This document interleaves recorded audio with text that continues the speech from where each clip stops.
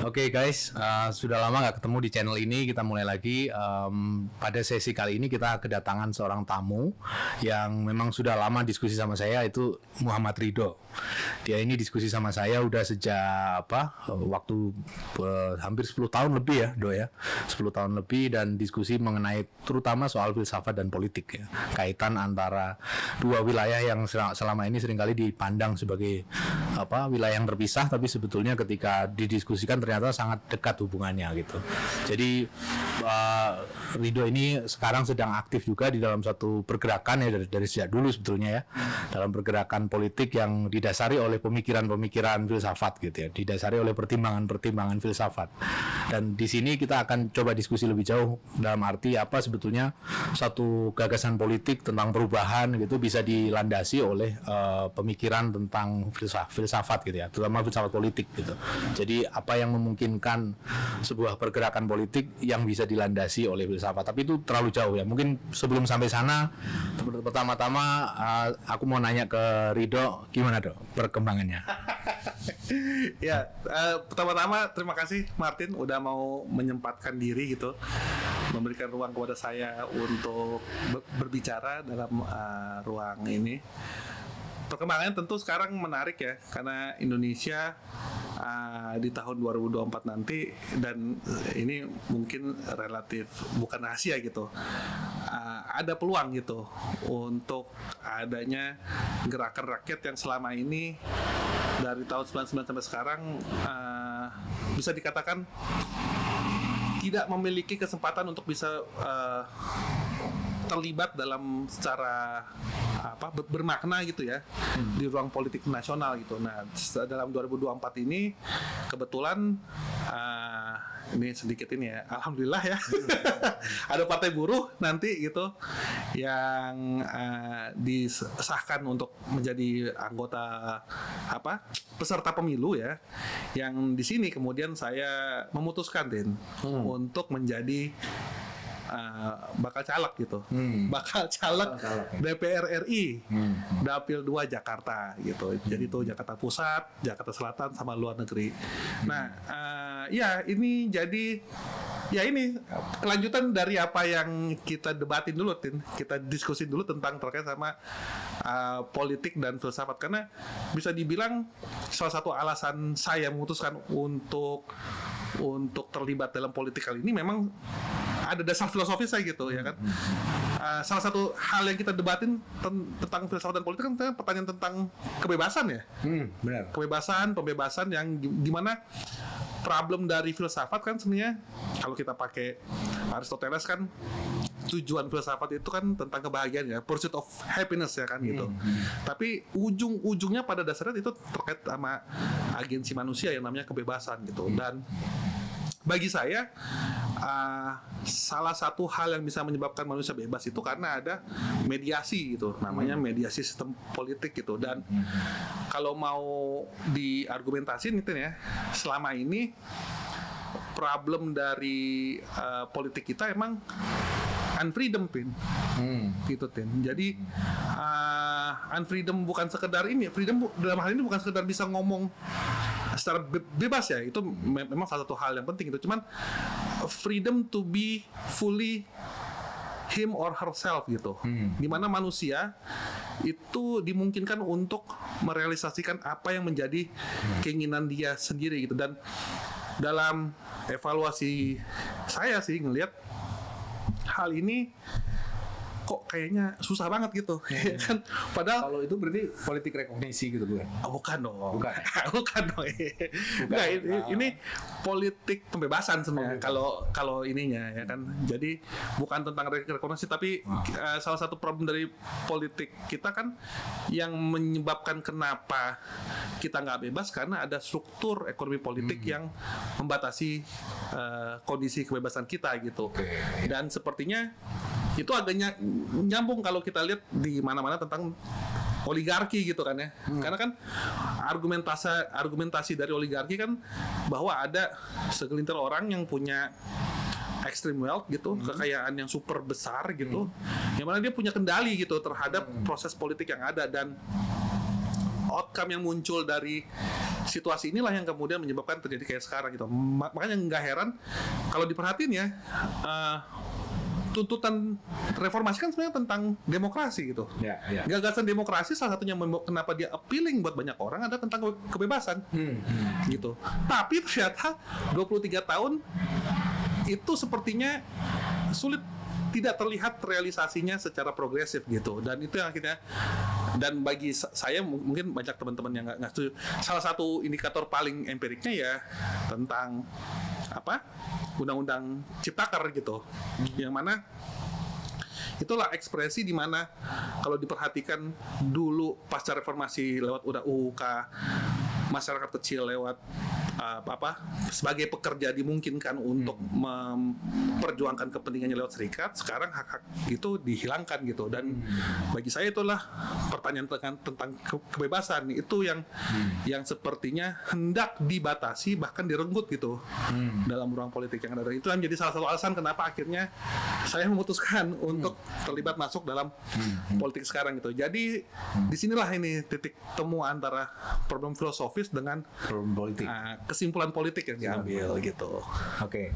Nah, kalau kita bicara tentang politik sama teori kan itu kan kayak seringkali dianggap kayak dua dunia yang beda kan. Jadi artinya ada di satu sisi ada teori, di sisi lain ada praksis gitu ya. Jadi bagaimana kemudian menavigasikan hubungan di antara kedua itu tuh seringkali jadi isu ya, perdebatan panjang dalam filsafat gitu ya. Apakah yang dimaksud dengan mempraktikkan teori atau menteorikan praktik itu jadi satu perdebatan tersendiri kan. Dan itu satu hal ya. Bagaimana sih dalam perspektifmu sekarang ini melihat hubungan antara teori dan praksis itu, dan yang kedua itu yang terkait dengan itu, bagaimana kemudian apa yang disebut sebagai mengubah itu. Mengubah ini kan ada banyak cara dalam mengubah ya. Ada yang disebut sebagai mengubah dari dalam, ada mengubah dari luar. Nah, gimana Bung Ridho ngelihat persoalan kayak gitu? Iya, ini sedikit banyak sebenarnya problem ini kalau bisa ditarik kan ke tesis 11-nya Marx ya. Ya kan? Tesis 11-nya Marx bilang bahwa para filsuf cuman seneng menginterpretasi dunia gitu.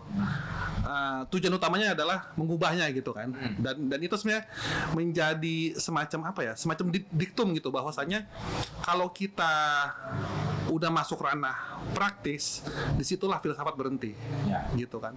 Disitulah kemudian pertanyaan utamanya adalah tentang praktik itu sendiri dibandingkan dengan pertanyaan filsafat gitu. Nah, tapi walaupun saya sedikit banyak bersimpati ya, dan bahkan sangat setuju dengan ide, tapi sepertinya rada mensimplifikasi gitu hubungan antara teori dalam hal ini filsafat dengan politik sebagai praktik itu. Karena pada dasarnya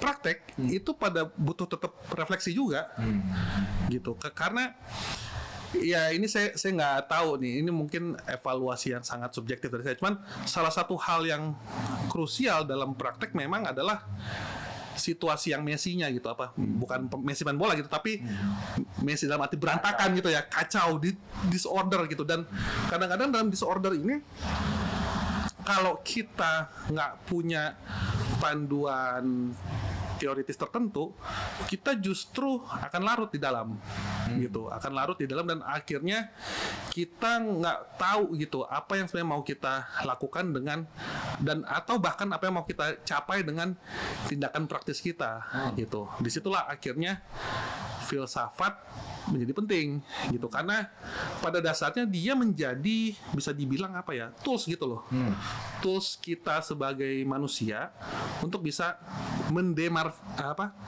demarkasi situasi gitu. Karena ya teman-teman tahu lah ya, bisa dilihat gitu di filsafat di politik itu, politisi apalagi ya, dia bisa ngomong apa aja gitu kan, ya kan. Tapi kalau kita nggak terlatih, kita akan menganggap, wah omongannya ini bagus nih. Terus ada lagi politisi lain, wah omongannya bagus. Tapi kita tahu gitu bahwa dua hal ini adalah posisi yang sebenarnya saling berkontradiksi gitu. Terus gimana kita melakukan penilaian gitu kan? Nah, disitulah filsafat memberikan alat gitu. Dia memberikan perangkat untuk bisa mendemarkasi, membedakan antara satu argumen dengan argumen yang lain gitu. Dan itu kalau kayak gitu kita jadinya lebih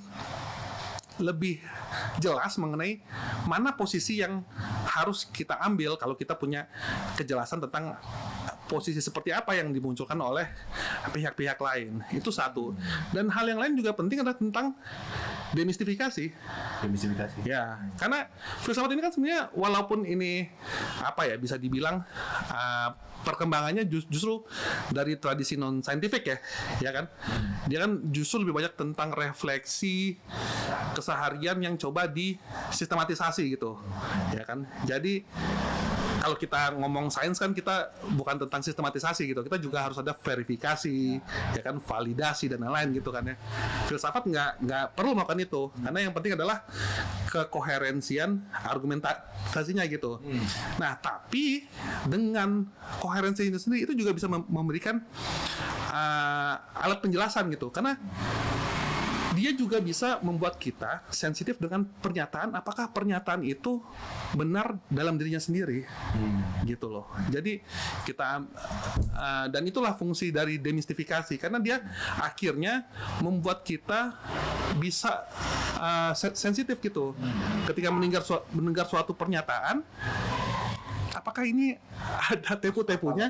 Iya, masuk akal atau enggak? Atau sebenarnya adalah retorika yang lebih banyak digunakan untuk meraih dukungan, gitu. Nah, kalau menurut saya sih Tin, ya, ini kayaknya problem pendidikan kita gitu loh, ya kan? Jadi upaya untuk bisa terlibat dalam politik itu di Indonesia ini sayangnya nggak mencatatkan adanya kerumitan untuk berfilsafat gitu. Jadi dibandingkan dengan problem koheren tensional antara filsafat dengan politik itu sendiri, gitu. Jadi dan ini kembali ke problem pertanyaan tentang mau berubah ke dalam atau keluar gitu. Kalau kita udah bisa melihat secara lebih jelas, pertanyaannya adalah bukan mau berubah dalam atau keluar, tapi perubahan seperti apa yang dikehendaki, gitu kan? Karena pada dasarnya mau luar dalam, tapi kalau kita nggak punya kejelasan posisi, keakuratan mengukur, dan juga kejelasan mengenai apa yang mau kita capai, ya sama aja sebenarnya, gitu loh. Misalkan ya kita ambil posisi, wah radikal nih, kita ambil posisi luar, anti gitu kan. Tapi ya bukan berarti menolak untuk bersikap kritis terhadap yang lain ya gitu. Tapi perlu ditanyain apa yang mau dicapai dengan perlawanan ini. Bentuk seperti apa yang mau kita realisasikan dalam upaya kita melakukan perlawanan anti-anti ini. Karena kalau nggak ada kriteria itu, Tin, kita akan terjebak pada perlawanan untuk perlawanan. Gitu kan? Kita mau ngelawan hanya karena kita seneng ngelawan gitu kan, tanpa jelas. Iya. Nah, masalahnya adalah kalau masih muda senang-senang aja gitu. Tapi kalau udah punya istri, anak 2, ya kan, ada kontrakan juga yang harus dibayar dan lain-lain. Kita kan harus punya kejelasan mengenai goals yang pengen kita capai kan, entah goalsnya jangka pendek, jangka panjang, itu urusan yang bisa dinegosiasikan, tapi itu harus jelas gitu. Dan disinilah kemudian filsafat berkontribusi, karena dia menjadi perangkat kita gitu untuk bisa menavigasi sebenarnya kerumitan-kerumitan yang dihadapi kita ketika menghadapi praktek politik gitu loh, Tin. Itu sih kalau pandangan gua. Oke. Memang jadi satu isu ya seringkali kan, karena konsep tentang mengubah itu kan jadi satu perdebatan sendiri di gerakan ya. Artinya apakah dimungkinkan mengubah dari dalam itu? Karena kalau begitu mengubah dari dalam kan orang, maksudnya dengan masuk ke partai atau masuk ke dalam parlemen atau pemerintahan gitu ya, itu kan dianggapnya nanti akan terkontaminasi oleh politik yang transaksional gitu. Nah, ada semacam strategi atau metode nggak sih tetap bisa mengubah dan di dalam tanpa harus kemudian ide-idenya atau teorinya tadi itu kemudian jadi mengalami disorientasi atau kontaminasi oleh tuntutan politik harian gitu. Ya, kalau ditanya sama saya sih, secara umum nggak ada resep generik ya tentang gimana tetap bertahan gitu. Tapi yang penting sebenarnya adalah tetap melekatkan aktivitas praktek kita dalam kerangka pemikiran tertentu, kerangka filosofis tertentu, kerangka teoritis tertentu. Karena nanti kita akan memiliki kompas sebenarnya mengenai apa yang kita pahami sebagai kooptasi, apa yang kita pahami sebagai capaian, apa juga yang kita pahami sebagai proses, gitu. Nah, problemnya kemudian adalah di banyak orang yang mengklaim mau merubah ke dalam. Kalau dalam pandangan saya, ini mungkin saya pengamatan keliru, itu nggak dibuka posisi premis apa yang mau dipakai dalam mencoba mengintervensi ke dalam. Selain ada mungkin etika gitu ya, ada moral, spiritual atau intelektual yang pengen di itu. Nah, problemnya kan kemudian ini sangat subjektif kan, dan seringkali susah untuk kita mengukur argumentasi subjektif ini karena semua pada akhirnya karena terkait sama posisi moral, intelektual, tanggung jawab dan lain-lain. Ya kita hanya percaya bisa nggak dia sebagai personal mempertanggungjawabkan posisi itu, tapi sejauh itu aja gitu. Tapi kalau kita punya posisi teoritis tertentu, filosofis tertentu yang dia sifatnya terbuka, akuntabel, dan akhirnya terbuka untuk diperdebatkan, dikritik, saya pikir ada peluang kita untuk bisa memajukan pendiskusian kita tentang merubah ini, merubah dari dalam tentunya adalah yang lebih maju gitu, bukan sekedar wah dia berkhianat terhadap ininya prinsipnya gitu kan, atau wah dia ini sudah terkooptasi, tapi kita dari awal nggak pernah tahu kriteria kooptasinya apa sih, kriteria capaiannya itu apa sih gitu. Dan disinilah saya pikir ya filsafat membantu kita karena dia membuat kita menjadi selalu aware bahwa tindakan kita harus berdasarkan premis pemikiran tertentu gitu, dan disitulah kita bertanggung jawab. Dan untungnya filsafat juga mendepersonalisasi, bukan tapi mendepersonalisasi gitu, karena pemikiran itu ketika sudah keluar udah bukan lagi produksi yang mikirin kan, dia bisa jadi objek kritisisme. Disitulah kemudian dia yang tadinya personal jadi sesuatu yang publik di sana. Disitulah argumentasi tentang filsafat menjadi terbuka buat semua gitu kan. Itu Tin kalau menurut gua Tin. Nah, kalau kita fokuskan dalam problem Indonesia hari ini atau Jakarta misalnya, itu kira-kira ide perubahan seperti apa sih yang paling mendesak sekarang gitu? Artinya kan kita berhadapan dengan masalah yang kayak campur aduk ya. Ada masalah lingkungan hidup, masalah polusi udara. Kalau yang di teman-teman yang di Jakarta pasti familiar dengan isu itu sekarang ya. Memang lagi parah-parahnya gitu. Dan juga selain itu ada masalah-masalah ekonomi, penindasan kelas pekerja dan seterusnya. Jadi masalahnya begitu kompleks itu. Nah, ide apa yang sebetulnya bisa merajut semua itu gitu ya? Yang bisa dalam konteks sekarang masih palatable buat dibunyikan secara politik mainstream, tetapi betul-betul punya akar di gerakan sosial yang kuat gitu. Ya, itu hal yang penting ya, karena kita menghadapi bukan satu bentuk penindasan gitu, beragam penindasan gitu. Dan saya pikir kalau ya ini juga mungkin pengiklanan partai buruh gitu ya, tawaran kita adalah apa yang kita sebut sebagai negara kesejahteraan gitu. Argumentasi negara kesejahteraan adalah suatu negara bisa dikatakan bisa merealisasikan kesejahteraan ketika ada representasi kelas pekerja di sana. Nah, analisa kita adalah selama reformasi sampai dengan sekarang, representasi kelas pekerja itu nggak pernah muncul. Kalau diperiksa secara sosiologis ya, lebih dari 50% atau sekitar 60% itu di sistem politik kita diwakili oleh kelas pengusaha. Gitu. Dan problem dari kelas pengusaha adalah mereka sebagai kelas tentunya adalah melihat problem sosial adalah dari kacamata posisi kelas mereka, yaitu mencari profit kan, gitu. Dan itu menjadi karena posisi sosial itu menjadi hambatan struktural itu sendiri gitu. Jadi bagi kita kenapa banyak problem publik ini yang nggak terselesaikan, karena ketika dihadapi pada siapa yang berkuasa, ya mereka nggak punya kepentingan publik gitu kan. Karena pikirannya kan cuma profit, akumulasi dan lain-lain gitu. Nah, disitulah kemudian kita menawarkan agenda negara kesejahteraan yang pada dasarnya adalah memberikan ruang representasi yang luas kepada kelas pekerja untuk bisa mempengaruhi sistem politik gitu. Dan masalah dan ini mungkin premis yang seakan-akan sektarian ya, karena wah ini kan kelas pekerja gitu. Dia punya kepentingannya cuma upah juga. Ternyata enggak gitu kan. Kenyataannya kelas pekerja itu ya manusia. Dia emang ada problem upah di sana, tapi ketika dia dilihat sebagai posisi yang lebih luas, urusan kelas pekerja itu juga tentang kualitas hidup. Bagaimana hidup mereka sebagai pekerja itu bukan cuma upah yang tinggi, tapi hidup yang layak sebagai manusia gitu. Karena ya ini keunikan posisi kelas pekerja ya kan, karena yang dijual oleh kelas pekerja kan kerja gitu ya. Ini ya tenaga kerja gitu kan. Kalau di Kapital Marx bilang itu adalah komoditas yang paling unik dibandingkan semua komoditas yang lain, karena di situ ada dimensi non komoditas ya kan, yaitu ada manusia di sana gitu. Dan problem manusia itu kan dia bukan cuma sekedar upah, balik kerja dan lain-lain, tapi ada dia mau makan apa, rumahnya di mana, dia punya preferensi dan lain-lain gitu. Dan di sanalah kita melihat bahwa posisi kelas pekerja justru bisa menjadi posisi yang universal bagi semua manusia gitu. Karena ya semua problem-problem kemanusiaan itu ada hubungannya dengan posisi kelas pekerja. Jadi bukan cuman ya kelas pekerja punya kepentingan akan polusi yang rendah, bahkan yang nggak ada sama sekali, karena kalau polusi tinggi berdampak pada kesehatan mereka nggak bisa bekerja, nggak produktif, nggak ada pendapatan buat mereka. Gitu.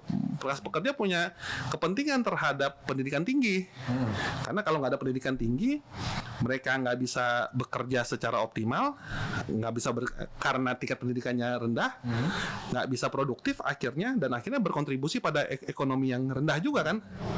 Ya sesederhana itulah sebenarnya. Jadi kita percaya walaupun mungkin akan dituduh wah ini sangat sektarian gitu ya, tapi enggak, kita punya premis yang ya ini filosofis gitu loh, tentang posisi kerja manusia gitu, yang mana embodiment atau penubuhan dari gagasan ini bisa dilihat dari keseharian kelas pekerja sebenarnya itu termasuk pekerja kreatif gitu juga. Ya tentu karena siapapun yang memproduksi nilai gitu, siapapun yang memproduksi nilai yang mana dia entah dia nilai berguna atau dia sifatnya memediasi nilai berguna ini dalam arti cuma sekedar nganterin hasil produksi dan lain-lain, tapi kan dia tetap berkontribusi terhadap produksi nilai, disitulah dia adalah kelas pekerja.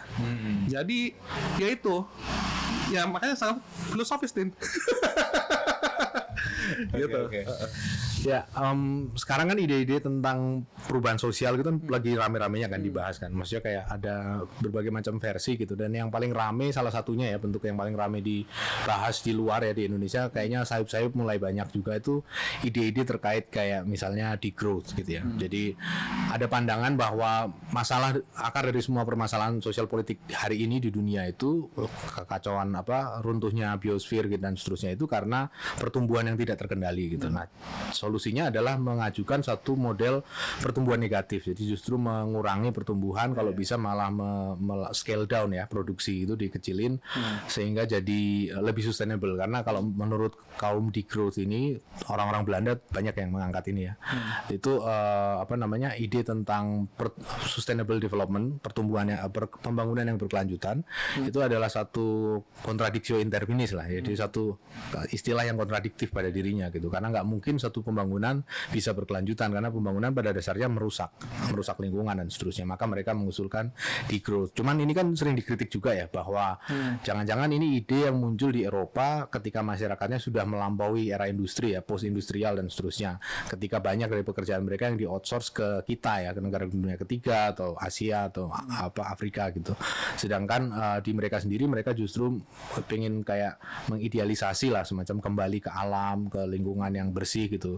Nah, jadi masih ada pro kontra soal itu, tapi paling enggak itu satu ide baru yang ditawarkan sekarang tentang perubahan sosial yang sifatnya cukup fundamental lah seperti itu. Nah, lu sendiri ngelihat kayak gitu gimana di growth itu? Sebenarnya premis bahwa uncontrollable growth itu setuju gua gitu. Tapi kan pertanyaannya kemudian adalah who drive this kind of growth gitu. Siapa yang sebenarnya mengendalikan proses growth yang seperti ini gitu. Dalam pandangan gua ini adalah buah dari ekonomi pasar yang nggak terkontrol gitu, kendali kuasa kapitalis yang begitu besar, yang kemudian dia meng-create situasi growth ya seperti sekarang gitu. Sangat tergantung pada high consumerism gitu, konsumsi yang berlebihan atas suatu hal gitu. Dan kalau kritik kayak gitu sih make sense gitu, hal yang gua terima gitu. Tapi problemnya adalah dengan di growth ini adalah tentang Nggak ada program politiknya atau apa? bukan di situ. Tapi kita mungkin masih bisa ngomongin kritik internal di ekonominya. Capping atau bikin threshold tentang produktivitas. Ya. Itu yang gua rada nggak apa ya, rada nggak masuk akal gitu. Karena justru itu mengundermine kapasitas produktif manusia yang bisa tanpa batas gitu loh. Jadi kalau menurut gua kritiknya sih make sense gitu, cuman preskripsinya gitu. Resepnya itu yang menurut gua cukup nggak masuk akal, karena pada dasarnya manusia itu ya pengen apa ya, hidup yang penuh berkelimpahan gitu, karena itu sedikit banyak bisa menjadi basis buat kebebasan gitu kan. Kalau wealth itu berlimpah, semua orang bisa dapat akses terhadap wealth, kan tentu dia nggak perlu lagi pusing mikirin wealth kan, dia bisa berkreasi untuk mikirin hal-hal lain di luar urusan makan, di luar urusan perut gitu kan. Dan itu menjadi prakondisi yang bagus gitu bagi human development gitu. Nah, problemnya kemudian adalah produksi wealth di masa sekarang kan unequal gitu kan.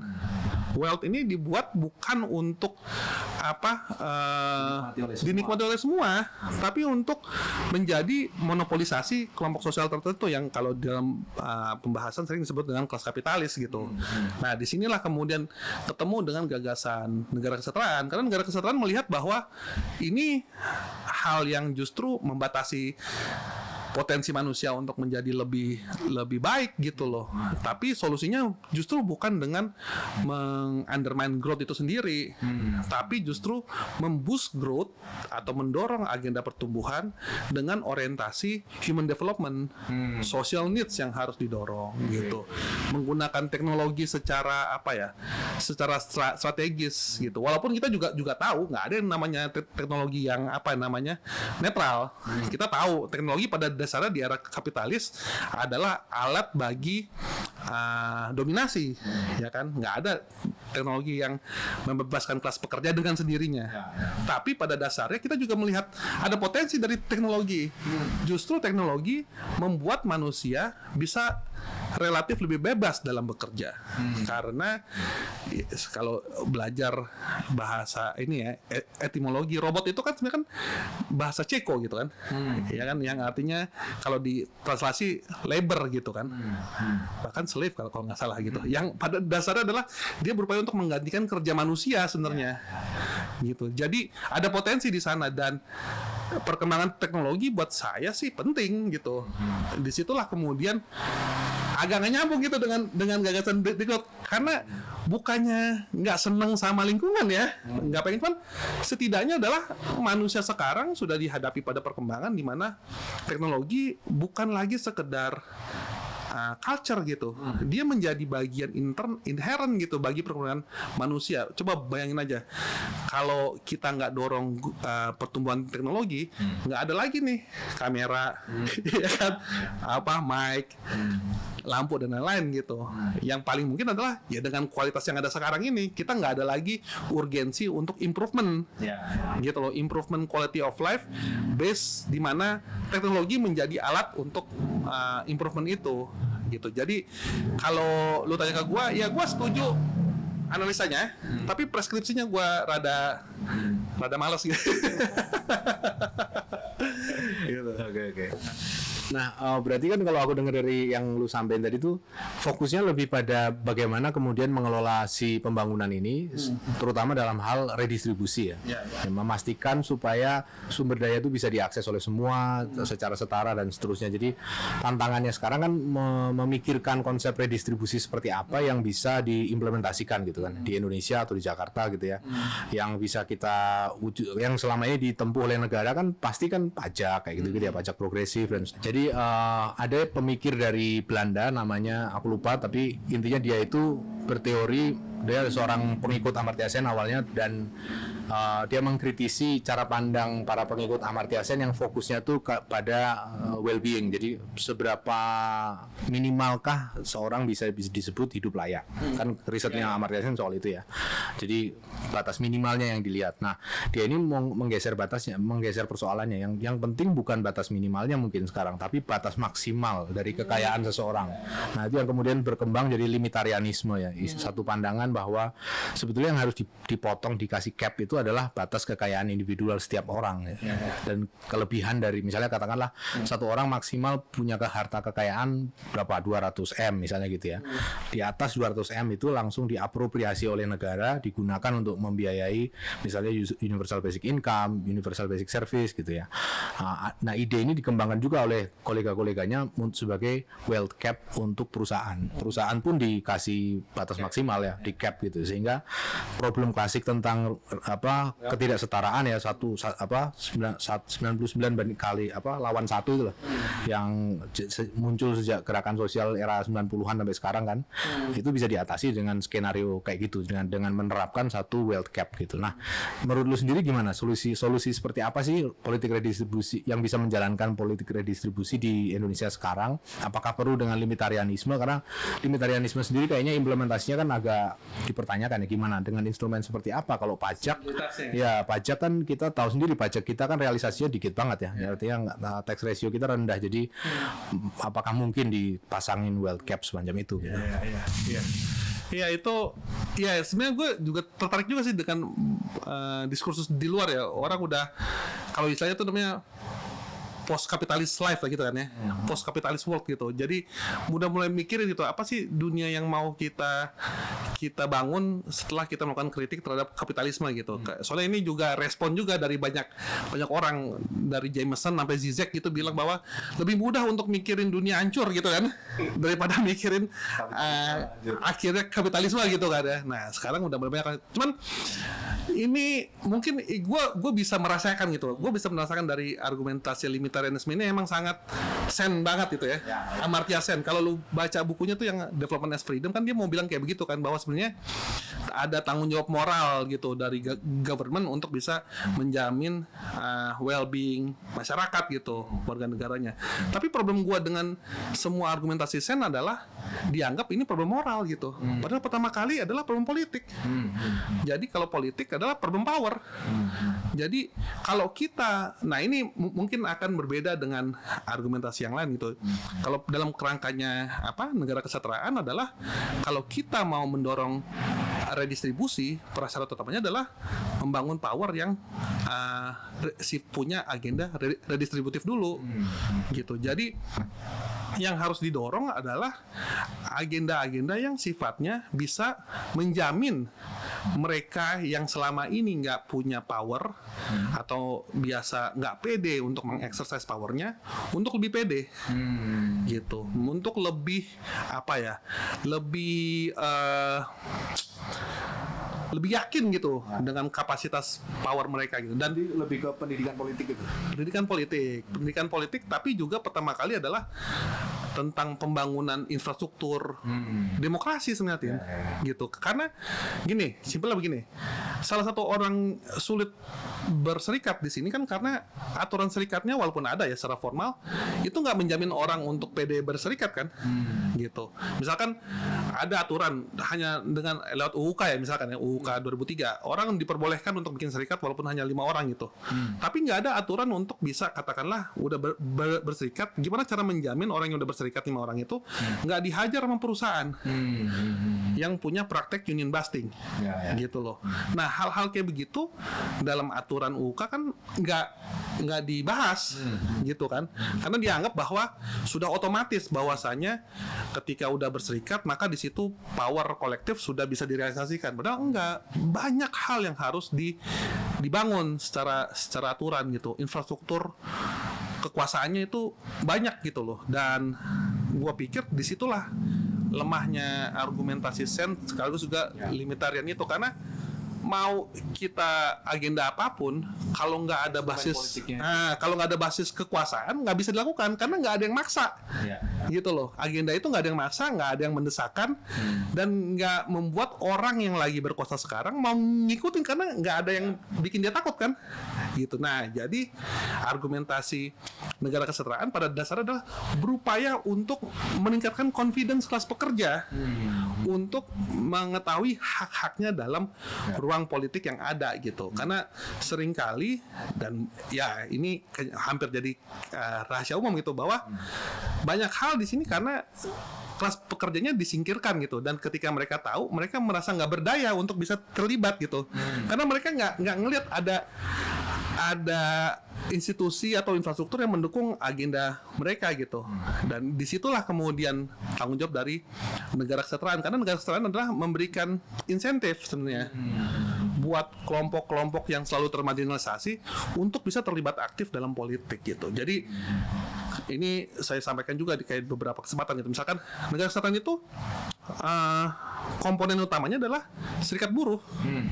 Kalau kita udah bikin negara kesejahteraan tapi kita nggak bisa pastiin serikat buruh itu kuat, ya bisa dipastikan agenda negara kesejahteraan itu bakal runtuh karena nggak ada yang mendukung agenda redistribusi kan. Karena agenda redistribusi itu yang punya kepentingan adalah serikat buruh pada dasarnya gitu.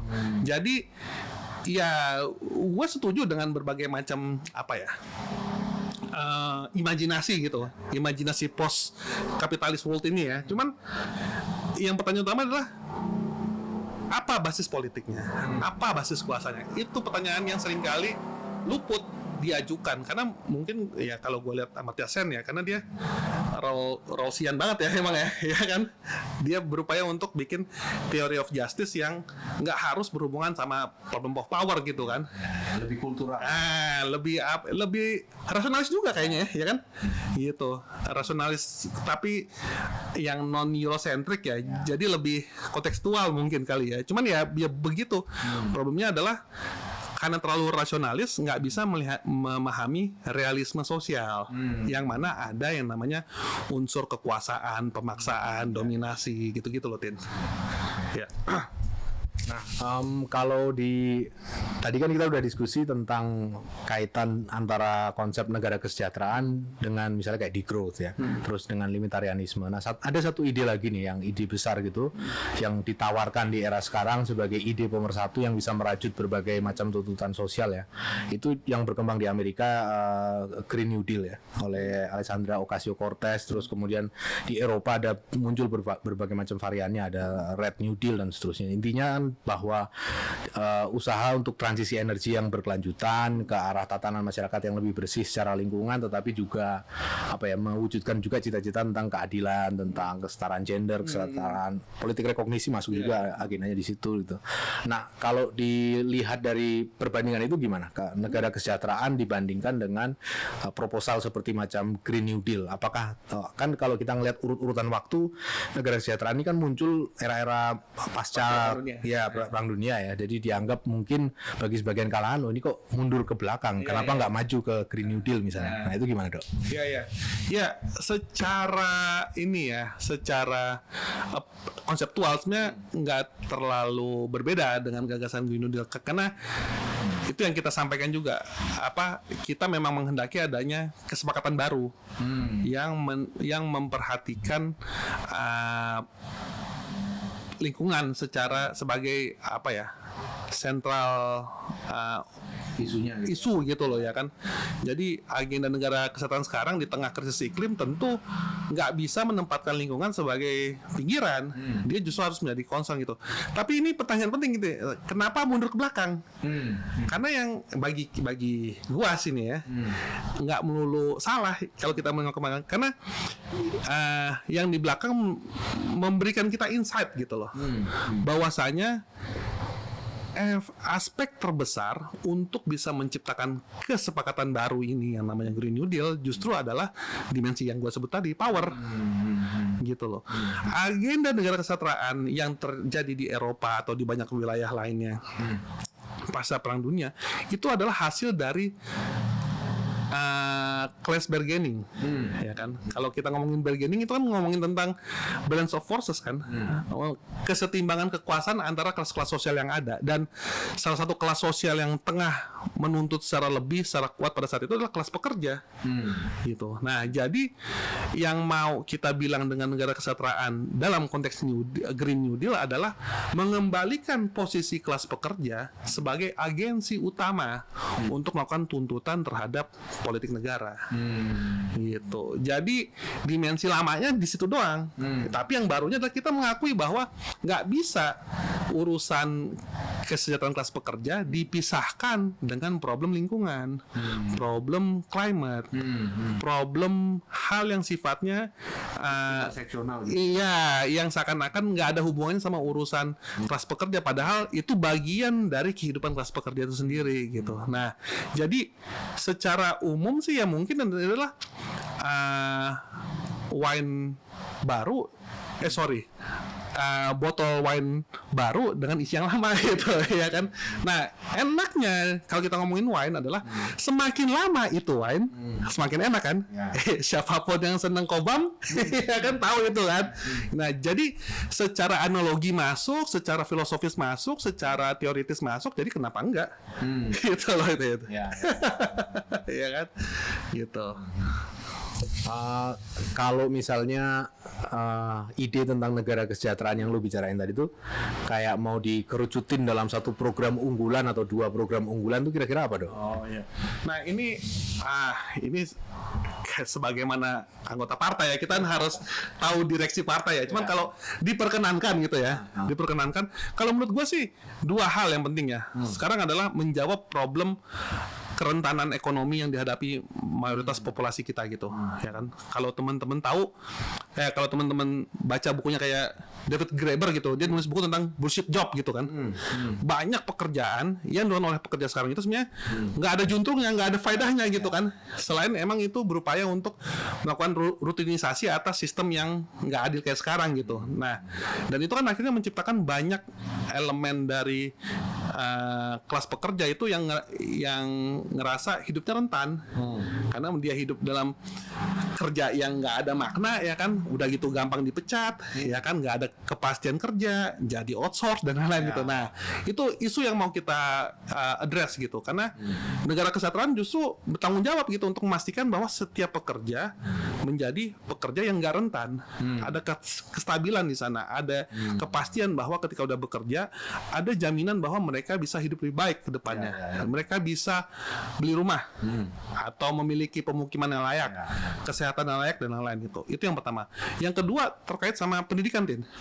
Gitu. Karena salah satu hal yang jadi tantangan kita kan gini. Kita mengakui bahwa negara kesejahteraan itu ada biayanya. Gitu kan. Jadi kalau kita nggak mendorong ekonomi yang produktif dalam arti punya tingkat pertumbuhan yang tinggi, kalau kita dorong ini terus, itu justru bisa menjadi jebakan, karena ekonominya jadi nggak efisien, efektif buat melayani kepentingan populasinya gitu. Nah, salah satu hal yang kita identifikasi adalah kenapa ekonomi ini nggak produktif, ya karena produktivitas pekerjaannya kan rendah gitu. Nah, masalahnya di Indonesia gini, Tin. Produktivitas seringkali dianggap menjadi tanggung jawab si pekerja itu sendiri. Padahal kalau kita baca kapital kan, itu adalah constant capital kan. Dia adalah hasil dari, kalau istilahnya Marx di Grundrisse, general intellect, ya kan. Dia adalah hasil dari proses sosial gitu. Jadi produktivitas itu adalah, dalam pandangan saya, hasil dari investasi publik sebenarnya, gitu. Jadi dia nggak bisa diserahkan urusannya ke si pekerja itu sendiri. Nah, supaya bisa investasi publik ke produktivitas, kita kan harus punya investasi ke urusan teknologi. Dan itu teknologi misalkan adanya masyarakat yang punya kapasitas berteknologi juga, dan itu syaratnya adalah pendidikan tinggi. Nah, kalau di Indonesia masalahnya adalah mayoritas anggaran pendidikan yang dipakai itu cuma untuk pendidikan dasar menengah aja, Tin. Kalau udah menengah atas, pendidikan tinggi itu nggak ada lagi support dari negara. Ya, ya. Makanya tingkat partisipasi siswa ke pendidikan tinggi, pendidikan atas dan tinggi itu kecil, cuma 20%-an. Dan itu akhirnya membuat kenapa kita ekonominya ya nggak produktif dan juga nggak inovatif juga karena pool of knowledge populasinya itu kecil. Nah, disitulah bagi gua ngelihat kita perlu ada transformasi di sistem pendidikan karena kita mau mengejar masyarakat yang berteknologi. Kalau masyarakat berteknologi, pool of talentnya kan besar gitu. Disitulah kemudian ada peluang untuk inovasi dan lain-lain gitu. Tentu dengan tidak sendirinya, tentu harus ada tambahan fungsi negara, misalkan mendorong anggaran R&D jadi kalau kita pakai standar ya, jadi di angka 2% gitu, ya kan. Tapi kan di Indonesia sendiri R&D itu masih di sekitar angka 0,3, 0,4 gitu, Tin. Nah, itu yang harus kita sasar. Jadi kalau ditanya ke gua ya, melawan kerentanan ekonomi dan mendorong pendidikan tinggi gratis. Jadi pendidikan dasar sampai tinggi itu harus gratis karena kita mau menciptakan manusia Indonesia dengan highly added value gitu loh. Karena kita mau membangun masyarakat berteknologi gitu. Itu sih, Tin. Nah, ini ada dua isu utama berarti yang jadi agenda ya, apa? Yang pertama soal kerentanan ekonomi, tadi soal fleksibilitas pasar tenaga kerja, terus outsourcing dan seterusnya itu. Dan itu satu isu juga yang kayaknya nggak terlalu dihadapi oleh para perumus negara kesejahteraan awal ya. Ketika tahun 50-an gitu kan kerja kontrak belum ada waktu itu ya. Belum terlalu jadi satu modus utama seperti halnya sekarang gitu. Dan yang kedua tadi soal pendidikan untuk semua dalam arti sampai pendidikan tinggi ya. Nah, kalau yang pertama tadi soal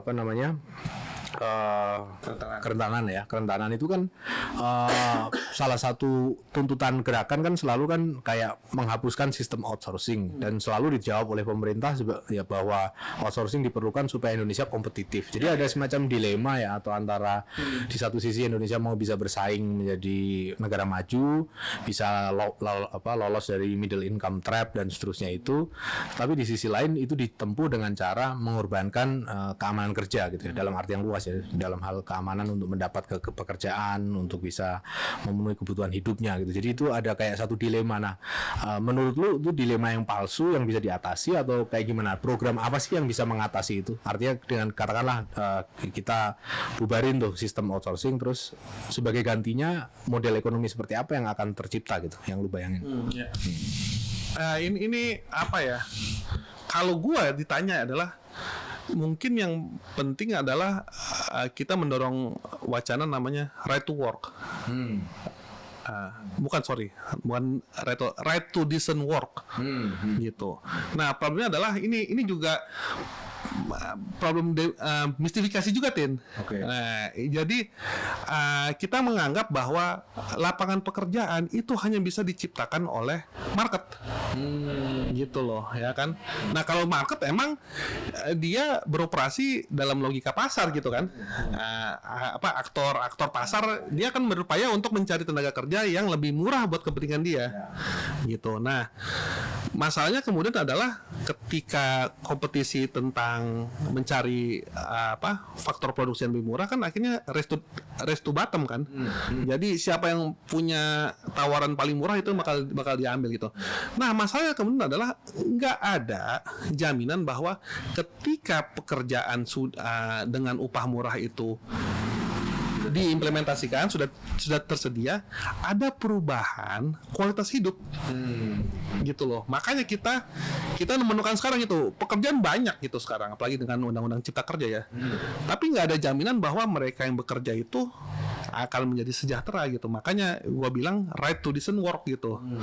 Dan ini berarti adalah mensyaratkan adanya tanggung jawab negara untuk membuat program. Nah, kalau ditanya mengenai dari mana dananya, menurut gua kan selalu ada keluhan gitu, wah kita nggak punya duitnya gitu. Tapi menurut gua itu adalah keputusan politik gitu. Kalau mau diperiksa ya anggaran kementerian, mungkin lu juga tahu juga gitu Tin ya. Ya banyak anggaran kementerian yang nggak efektif juga penyerapannya. Ya. Kenapa nggak kita pakai untuk agenda yang lebih menjamin kesejahteraan masyarakatnya, sembari juga ini juga Tin, jangan dipisahin sama agenda yang gue bilang tadi, membentuk masyarakat yang berteknologi itu.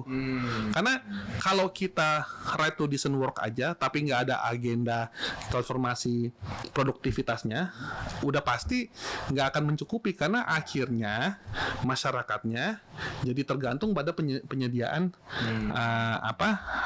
lapangan kerja oleh negara.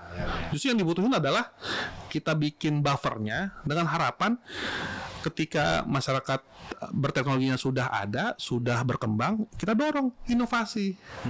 Inovasi teknologi yang pada dasarnya adalah menciptakan lapangan kerja berdasarkan dengan basis teknologi dan juga agenda ekonomi layak gitu loh buat pekerjanya.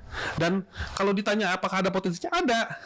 Karena apa? Teknologi justru yang gua sebut belakangan tadi gitu, sebelumnya gitu, bahwa dia pada dasarnya juga memberikan kesempatan untuk bekerja nggak banyak gitu kan, karena dia kan menggantikan fungsi manusia untuk bekerja kan, tapi dengan produktivitas yang tinggi gitu. Jadi ibaratnya gini, kerja 2 jam kita bisa produksi barang dalam jangka waktu 10 jam gitu, dan sisa 2 dengan 10, 8 jam itu kan bisa jadi leisure buat manusia itu sendiri untuk mikirin hal-hal yang lain, dan itu udah ada kompensasinya berdasarkan dengan jam kerja kayak gitu kan gitu. Jadi ada potensinya, tapi memang ini mensyaratkan politik, Tin.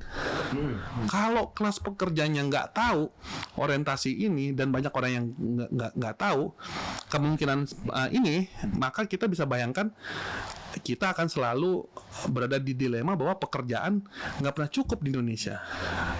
Itu yang akhirnya membuat kenapa selalu bisa dimenangkan tuh argumen tentang kalau mau kerja ya dengan upah rendah gitu kan, gitu Tin. Nah, terkait isu kedua soal yang pendidikan, itu kan sebetulnya masalah yang sering muncul juga di kita tuh. Kalau kita ngomong tentang pendidikan kan arah sekarang kan ya, kan lebih ke pendidikan yang tepat guna, yang dengan mudah bisa diserap oleh kepentingan tadi ya, upah industri, pekerja upah murah dan seterusnya itu.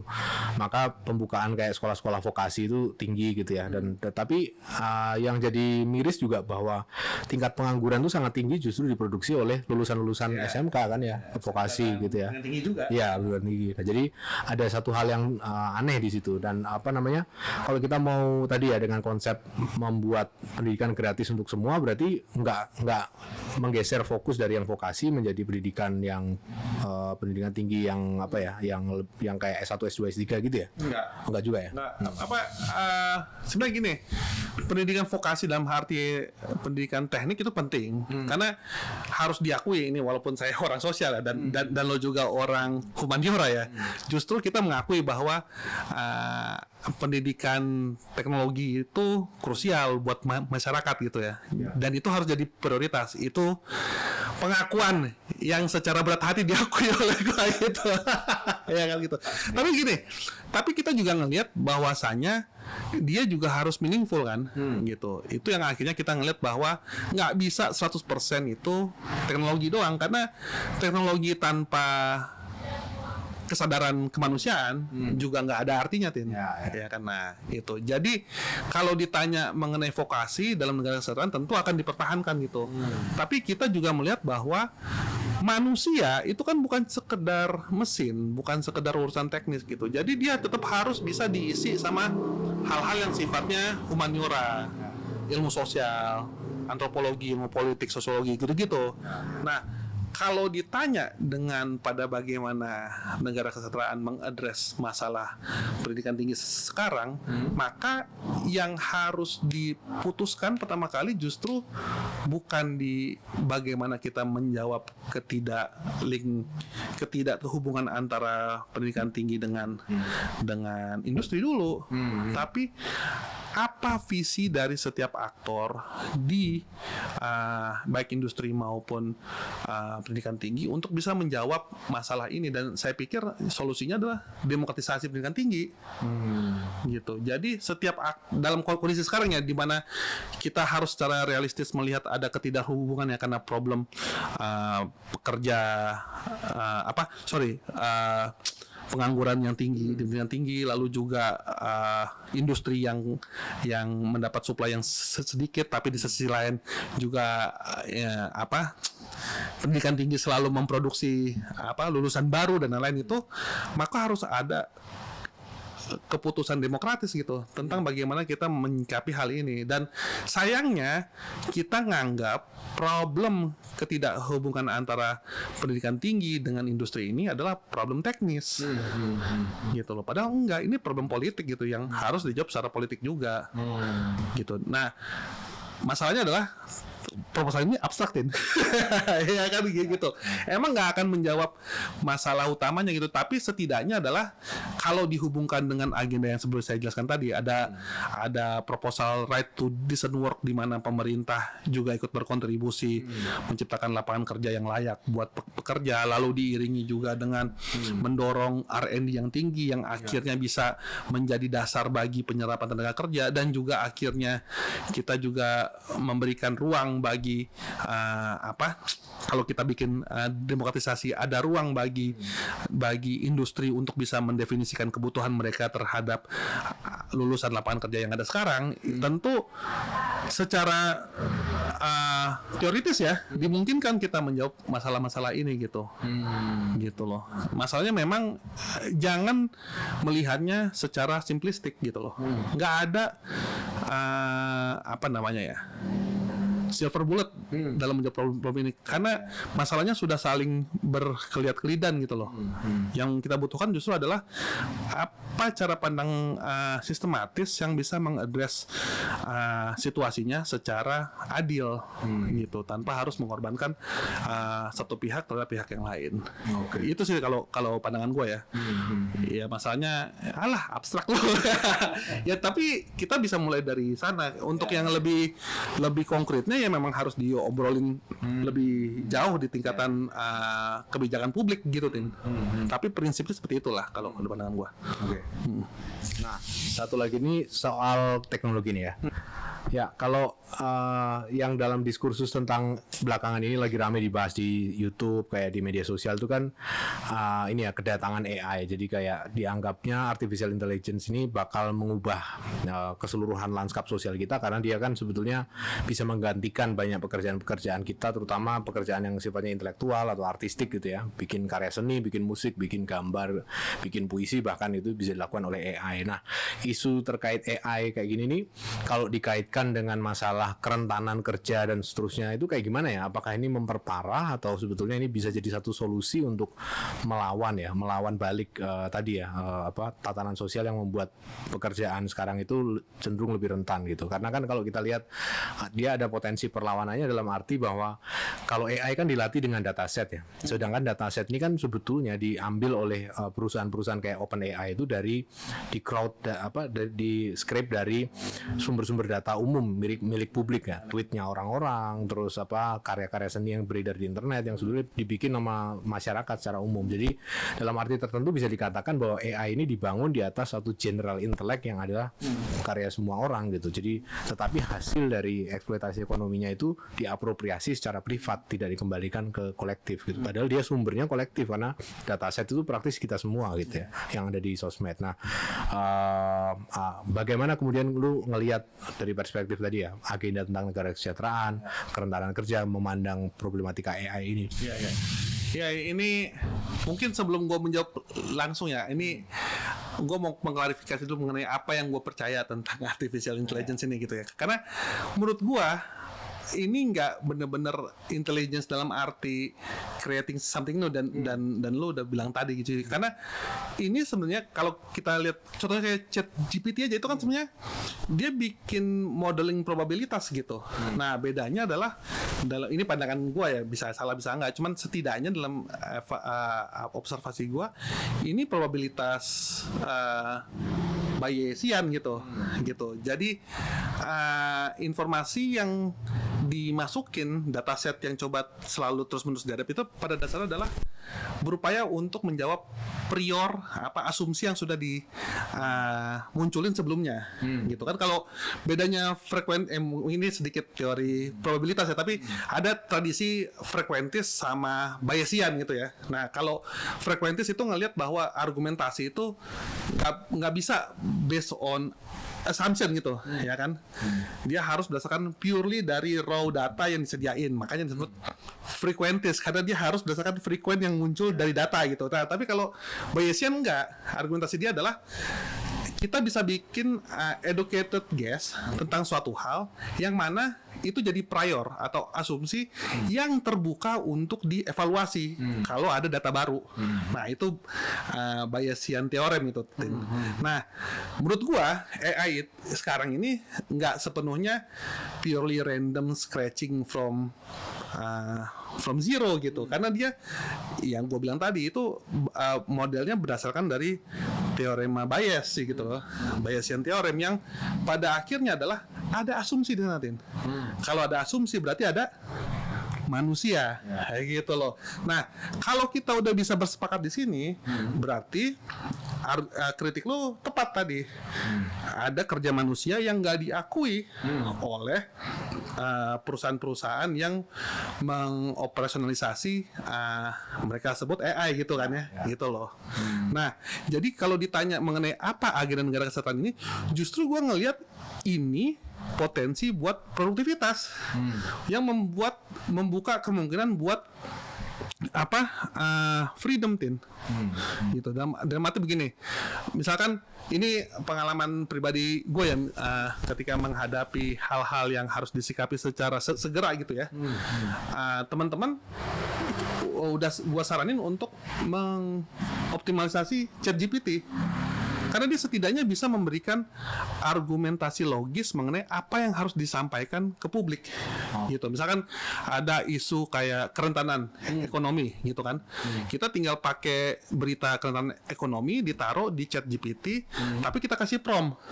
Misalkan tuliskan saya pernyataan dari sudut pandang negara kesejahteraan tentang berita ini. Nah, itu tertulis sendiri, gitu. Itu kan udah keunggulan tersendiri kan. Kita jadi fungsi kita akhirnya adalah mengevaluasi hasil dari ChatGPT itu sesuai dengan kepentingan kita. Apakah redaksinya pas? Tentu. Kalau udah pas tinggal dibiarin aja gitu. Cuman kalau kita ngerasa wah ini masih ada argumentasi yang kurang, tinggal kita edit. Tapi setidaknya adalah upaya untuk mikir ya, yang sifatnya kita udah tahu gitu ya. Nggak perlu kita lakukan lagi. Dan seringkali kan itu jadi hambatan kita buat menulis kan. Gitu loh. Tapi di tengah kita semakin butuh respon cepat terhadap situasi dan kita pikir pandangan kita harus segera bisa disampaikan di tengah kompetisi informasi yang begitu ketat kayak sekarang, ChatGPT sangat membantu gitu. Nah, tapi kan problemnya juga setiap prompt adalah hasil dari manusia. Manusia itu ya itu ada dimensi sosiologisnya, ada dimensi power gitu loh. Kalau dimensi powernya nggak berubah, tentu AI bisa menjadi buah si malakama gitu. Yang tadinya ada potensi membebaskan manusia dari kejumutan kerja, justru menjadi tambahan buat dominasi kan. Nah, disitulah pentingnya ada infrastruktur sosial untuk menjamin bahwa nanti infrastruktur teknologi seperti ChatGPT atau yang lain-lain yang mengklaim diri mereka sebagai AI itu bisa berguna buat kemanusiaan secara lebih luas gitu, nggak lagi sekedar menjadi apropriasi gaya baru, karena data kan pada akhirnya di sekarang ini menjadi wealth kan, menjadi kekayaan itu sendiri kan gitu. Dan kalau kita nggak bangun agenda demokratisasi data, justru itu yang terjadi sekarang. Nah, disitulah pentingnya ada perjuangan politik gitu loh. untuk bisa memastikan bahwa aturan yang akan dibangun terkait AI itu tidak menjustifikasi dominasi kelompok sosial tertentu terhadap kelompok sosial yang lebih lemah. Gitu sih Tin, kalau dalam pandangan gua Tin tentang AI. Ya, berarti dia kayak buah si malakama ya, dalam arti dia punya potensi untuk membebaskan, tapi di sisi lain juga punya kecenderungan ketika dibiarkan dengan relasi sosial produksi yang ada sekarang, dia justru membuat pekerjaan itu semakin lebih rentan lagi karena dengan adanya tadi ya eksploitasi terhadap kerja manusia yang ada di dalam dataset dan seterusnya itu ya.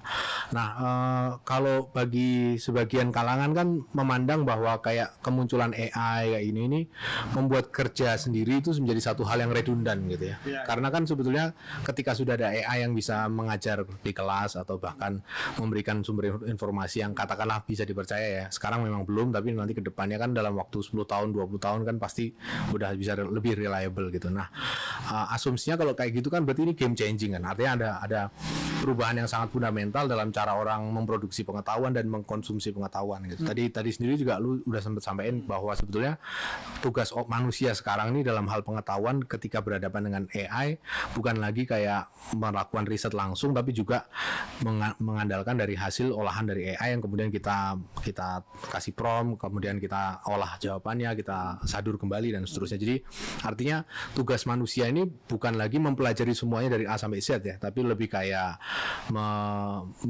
ketika dia butuh informasi dia nyari, ketika dia nggak perlu nyari. Sehingga kan konsep pendidikan yang sifatnya apa ya bertahun-tahun lama sekali gitu, itu jadi akumulatif itu jadi redundant. Gimana itu lu memandang kayak gitu? Itu mungkin gua agak berbeda dengan pernyataan lu. Justru dengan adanya AI ya, gua melihat karena problemnya adalah AI ya, karena gua punya asumsi bahwa ini adalah based on Bayesian theorem gitu ya. Selalu ada prior di sana Tin, gitu. Dan prior itu adalah produksi sosial, gitu loh. Sosial produk gitu. Jadinya kalau prior situasi sosialnya ancur-ancuran, bisa aja priornya keliru dan hasil yang dihasilkan oleh si katakanlah si ChatGPT juga bisa keliru juga. Makanya ada riset gitu ya menunjukkan pada bagaimana ChatGPT ini justru seringkali making up argument gitu, omong kosong justru ya kan, gitu. Jadi in itself dia nggak bisa bereproduksi gitu, karena dia kan selalu dimasukin input gitu ya. Input itu adalah ada prior juga gitu, ada asumsi di sana. Jadi gue justru melihat ya AI ini, kalau priornya kita punya infrastruktur sosial yang mumpuni ya, justru memberikan kita kesempatan lebih jauh untuk forever learning, Tin. Justru kita punya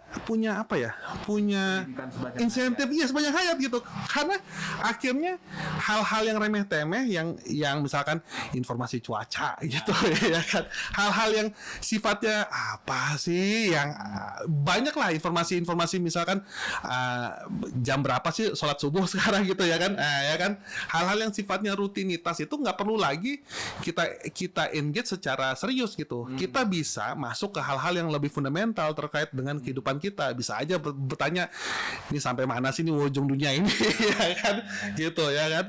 Nah, jadi kalau kayak gitu kan berarti eksplorasi kemanusiaan jadi lebih luas gitu kan. Nah, di situlah kemudian gue justru melihat AI sebagai potensi gitu. Ini mungkin akan bertolak belakang dengan banyak orang gitu ya, karena ngeliat wah AI ini ancaman nih, karena gue sebagai wartawan udah nggak bisa lagi nulis. Cuman kan ya nggak harus semua tulisan jurnalisme itu harus sifatnya otentik gitu kan. Karena misalkan urusan penulisan kriminalitas gitu, ya kita cuma butuh terjadi di mana, siapa pelakunya, kapan, terus bagaimana gitu kan gitu.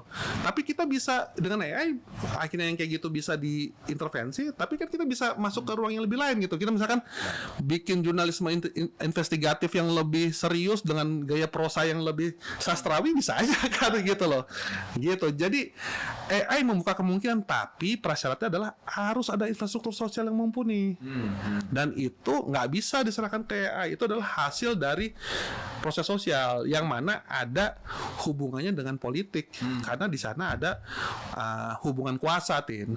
Gitu. Jadi gua ngelihat kemungkinannya bisa menarik ya, kalau kita bisa membangun infrastruktur sosial yang inklusif, adil, dan demokratis, Tin. Kalau menurut gua.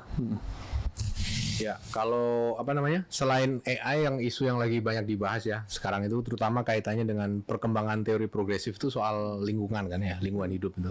Dan kalau kita cermati kayak kajian-kajian Marxis belakangan kan, isu lingkungan kan yang dulunya semacam satu opsi di antara banyak opsi yang lain ya, sekarang jadi satu bagian utama gitu ya, bagian dari narasi utama. Artinya kita nggak mungkin ngomong Marxisme, ngomongin agenda perubahan yang komprehensif gitu tanpa ngomongin tentang lingkungan, karena itu jadi satu kayak titik pijak yang penting sekali sekarang. Dan misalnya Marx ekologi itu ya, tentang John Bellamy Foster itu kan udah ngelihat bahwa sebetulnya problem masalah kapitalisme yang masalah kaitan eksploitasi dan kaitan perkembangan kapitalisme itu nggak pernah bisa dilepaskan dari konteks alamnya ya, konteks bagaimana manusia berrelasi dengan alam sekitarnya gitu. Dan makanya kemudian ada pembicaraan tentang teori Marx tentang metabolic drift itu menjadi sangat penting kan, bahwa misalnya dengan intensifikasi kapitalisme, relasi kota dan desa itu bukan hanya eksploitatif dalam hal hubungan ekonomi, tapi juga alam ya. Daur nutrisi yang terjadi di tanah-tanah pertanian itu, perkebunan itu kan terceraikan kan. Jadi artinya daur nutrisinya rusak sehingga nggak terpenuhi kembali itu siklus alam yang semula terjadi gitu. Dan praktik semacam ini yang dicermati Marx di abad 19 dewasa ini terjadi di mana-mana gitu. Kalau diperiksa di Indo Progress tuh ada satu review gua tentang bukunya Bellamy Foster tentang Marx ekologi tuh. Gue sih secara secara argumen gue setuju aja gitu, karena memang posisi ekologi itu nggak bisa dipisahin dari problem produksi gitu kan, karena Marx sendiri di Kapital udah bilang kan, labor itu ibunya, kalau salah labor ibunya adalah alam gitu kan ya. Entah yang pokoknya hubungannya erat gitu, kayak saking eratnya kayak orang tua gitu, yang satu sisi nggak bisa dipisahkan dengan sisi yang lain gitu. Dan argumen metabolic drift-nya siapa, Bellamy Foster, gue setuju banget gitu. Dalam logika kapitalisme, ketika apropriasi nilai dilakukan, memang terjadi apropriasi kekayaan alam gitu, apropriasi kualitas kualitas metabolisme di alam itu sendiri gitu ya. Nah, tapi kemudian gue rada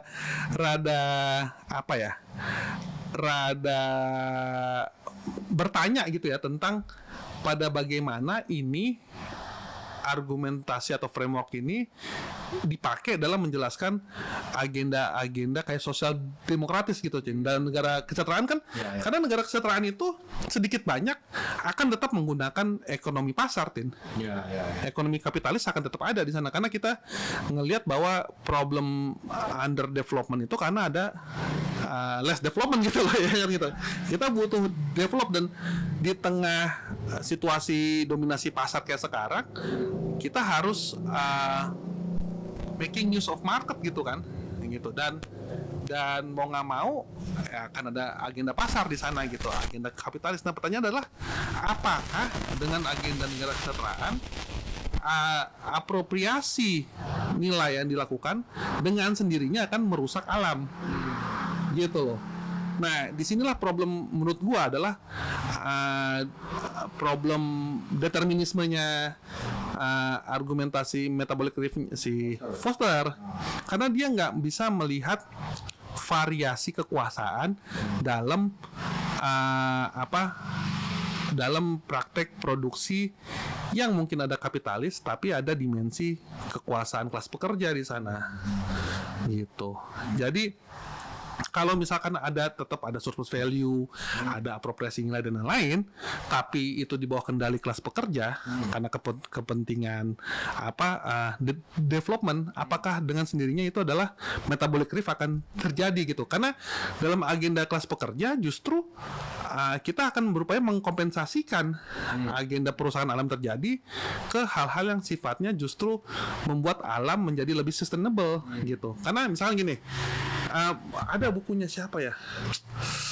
Ada studi ahli tanah Itali namanya Mauro Engels gitu. Ya, ntar lupa gue. Cuman gue bisa share ke bukunya ke lu, dan kalau bisa ditaruh di caption YouTube gitu. Tapi dia begini, dia bikin studi gitu bahwa di negara-negara sosialis ex-Soviet justru, dan juga beberapa negara sosialis kayak Kuba dan Vietnam ya, justru pengelolaan lingkungannya itu lebih sustainable.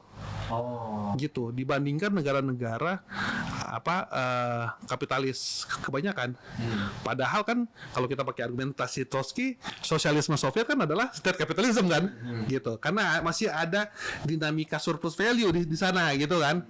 Tapi ternyata ya kayak Cina sekarang gitu loh ya kan, bisa dibilang sebagai motor dari agenda ecological civilization gitu loh, disebutnya si Bellamy Foster. Tapi kan di sana ada tetap ada dimensi pasar kan, karena itu adalah socialism with Chinese characteristic gitu, kombinasi antara command economy and market ekonomi gitu kan. Tapi justru di sana orientasi ekologis bisa didorong gitu. Dan apakah itu dengan sendirinya metabolic cliff? Gitu loh. Nah di situ pertanyaan gue tentang premis tentang marxisme ekologi sekarang gitu. Karena seringkali karena dia pengen bikin argumen yang koheren, nggak bisa mengadres variasi gitu, variasi praktek gitu, yang sebenarnya adalah addressing concrete practice of capitalism itu sendiri gitu. Nah itu sih kalau pandangan gue ya. Memang kan John Bellamy Foster sendiri kan juga ini ya mengkritik beberapa varian dari pemikiran ekologi itu yang menurut dia ecological modernis gitu ya. Kayak orang kayak kelompok Jacobang itu, majalah Jacobang itu yang kiri-kiri muda itu ya, Amerika itu si itu kan ngeluarin edisi Earth, Wind and Fire kan. Itu edisi agak lama sih. Nah, itu ngebahas khusus tentang energi terbarukan kayak gitu ya. Visinya tuh sebetulnya kayak menggunakan teknologi untuk mencari jawaban terhadap masalah ekologi sekarang gitu. Nah, menurut John Bellamy Foster kayak gini kayak usaha untuk melarikan diri dari isu dengan berimajinasi tentang modernisasi yang bisa akan menyelesaikan semuanya gitu. Padahal menurut dia enggak. Jadi problem utamanya tetap adalah relasi kelas dan bagaimana itu dihadapi gitu. Jadi memang tantangannya memang sekarang ke arah situ ya, memikirkan, ikut mempertimbangkan juga sudut pandang alam gitu ya. Tapi juga sambil tetap melihat kekhasan atau spesifisitas dari setiap praktik kapitalisme yang terjadi, sehingga solusinya bisa didesain berdasarkan potensi lokal gitu. Nah, kalau kita bicara tentang kayak menempatkan alam dalam relasi dengan masalah-masalah politik sosial itu kan seringkali satu tren juga baru nih, walaupun sebetulnya bukan tren Marxis ya, tapi lebih ke tren pemikiran filsafat. Itu kan ada orang kayak Bruno Latour gitu, yang memandang bahwa sebetulnya alam itu juga punya agensi yang harusnya diakui seperti halnya manusia gitu. Maka dia mengusulkan sebenarnya konsep-konsep pagan ya tentang kayak parliament of things gitu, parlemen yang terdiri dari manusia dan benda-benda gitu. Nah, dalam praktik-praktik seni kebudayaan tuh mulai ramai diperbincangkan. Artinya kayak tempo hari itu ada yang bikin kolektif seni dari Jatiwangi itu bikin satu KTT, konferensi tingkat tinggi untuk manusia dan alam itu di Kassel, itu dengan mendatangkan bukan hanya delegasi manusia tapi juga air dari sungai di India, pasir dari Jatiwangi, tanah liat dari Jatiwangi, mana dari mana dan seterusnya. Jadi benda-benda alam itu hadir bersama dengan manusia. Nah, ide semacam ini kan sebetulnya juga sebelumnya udah diadvokasi di Eropa ya, kayak misalnya Embassy of the North Sea, Laut Utara itu dibuatkan satu kedutaan besar yang merepresentasikan kepentingan dari semua makhluk hidup yang ada di sana, termasuk udang-udangnya, salmon, kepiting, semua itu direpresentasikan oleh si embassy ini gitu. Nah, bagaimana ide-ide kayak gini nih, apakah ini sebetulnya semacam kayak gimmick sesaat gitu ya, ataukah memang bisa diintegrasikan sebagai satu strategi untuk perubahan sosial gitu, agensi non manusia gitu? Ya, ini joke antara gua sama teman-teman gitu ya. Misalkan ini kan tradisi namanya new materialism ya, gitu ya. Jadi apa triple A apa actor apa namanya? Actor iya apa ya pokoknya intinya adalah ikut mengakui agensi non manusia gitu ya. Tapi gue nyebutnya ini adalah teori Nabi Sulaiman. Ya kan ini karena zaman Nabi Sulaiman kalau dibaca di mana di kitab suci kan dia ada apa semut bisa semuanya bisa mengemukakan pendapat gitu ya kan. Jadi sebenarnya Latur nggak baru-baru banget coy ya kan. Nabi Sulaiman udah mulai duluan gitu loh ya kan gitu. Tapi poin gue begini, kalau menurut gue ya, gua mungkin sangat sinis ya. Tapi kalau menurut gua adalah signifikansi dari alam itu justru adalah karena hubungan yang relasional dengan manusia gitu. Alam memediasi aktivitas manusia. Tanpa ada alam, praktek kerja jadi nggak bisa dilakukan gitu. Jadi ini argumennya Engels lama coy, ya kan, tentang apa? Ya dialectic of nature dan juga apa tuh yang apes provide origin of the human apa tuh ya itulah ya itu ntar bisa dijelasin di caption. Tapi intinya adalah hubungan alam dengan manusia itu nggak flat gitu, nggak searah gitu, ada hierarki. Ini mungkin karena kita tradisi Baskarian ya, ya kan kita ngelihat bahwa realitas sosial itu ada strukturnya gitu kan ya, ada lapisan-lapisannya gitu. Jadi nggak bisa realitas itu dipahami secara telanjang gitu kan, karena pasti ada causal mechanism di bawah dan itu seringkali justru lebih real ininya pengaruhnya dibandingkan dengan apa yang bisa kita lihat di hadapan itu. Jadi ya gua ya itu mungkin ya kalau disebut teori Nabi Sulaiman ya kita anggap sebagai referensi aja kali itu ya gitu. Tapi kalau urusan mau diterima ya setiap orang punya hak untuk salah lah ya kali gitu loh ya kan gitu. Jadi kalau ditanya tentang perubahan sosial, gue tetap percaya bahwa mediasi penting gitu loh. Mediasi dalam arti kontradiksi yang terbangun menciptakan mediasi seperti apa, itu yang menentukan pada bagaimana kemudian relasi antar manusia dengan alam itu bisa terjadi gitu. Jadi kalau ditanya kenapa problem lingkungan ini terjadi sekarang, ini bukan karena alam dinafikan, tapi mediasi sosial apa yang terbentuk yang membuat alam jadi nggak jadi hal yang jadi perhatian. Dan kalau dalam pandangan kita kan karena kapitalisme ya kan. Nah kalau kita mau mendorong agenda yang lebih transformatif, egaliter, justru mediasinya harus diubah gitu kan. Bentuk relasinya berarti yang memberikan posisi alam bukan sebagai primary tapi sentral gitu. Dan itu hanya bisa mencatatkan kalau relasi antar manusianya setara, inklusif, demokratis, dan itu hanya bisa dibangun lewat agenda sosialisme gitu. Tapi buat gua problemnya adalah bukan karena kita nggak ngasih ruang agensi pada alam gitu. Enggak, ini problem mediasi gitu. Jadi kalau kita mau memberikan alam sebagai hal yang penting, kita harus membangun sistem sosial yang bisa menjamin itu gitu, Tin. Jadi ya sorry para penganut teori Nabi Sulaiman. Oke. Kalau menurut lu perkembangan teori-teori progresif yang katakanlah 10 tahun terakhir lah, yang kira-kira menarik itu apa dok? Karena kan belakangan kan yang aku dengar tuh isu-isu kayak misalnya tadi ya, ada degrowth, ada Green New Deal, ada apa namanya ya tadi salah satunya bentuknya kayak Latur walaupun dia bukan Marxis ya, tapi kalau di kalangan Marxis sendiri tuh kira-kira pendekatan apa atau isu apa yang paling seru lagi ramai dibahas lah gitu. Gua nggak tahu kalau ramai dibahas justru sekarang adalah kalau teman-teman perhatiin namanya Marxologi gitu. Marxologi ini jadi tradisi yang muncul dari 1970-an sebenarnya, yang nama karnya alirannya namanya New Marx Lecture gitu. Intinya adalah mereka berupaya membaca kembali Marx bagaimana apa yang diproduksi oleh Marx itu sendiri.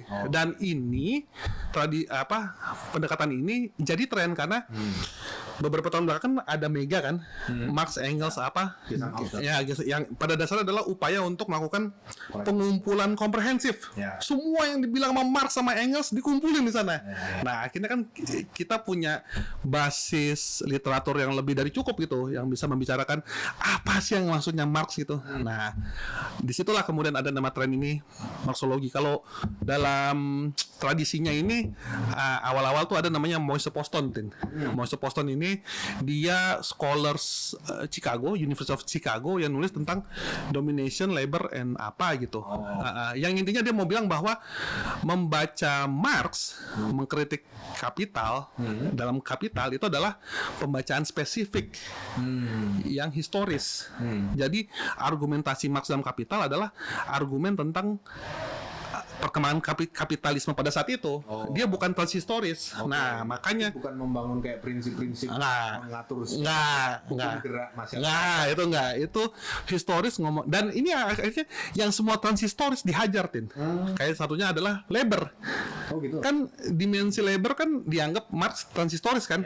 Gitu, karena itu ada. Nah, kalau dalam bacanya si Poston bilang enggak, labor dalam Marx Kapital itu spesifik dalam problem kapitalisme.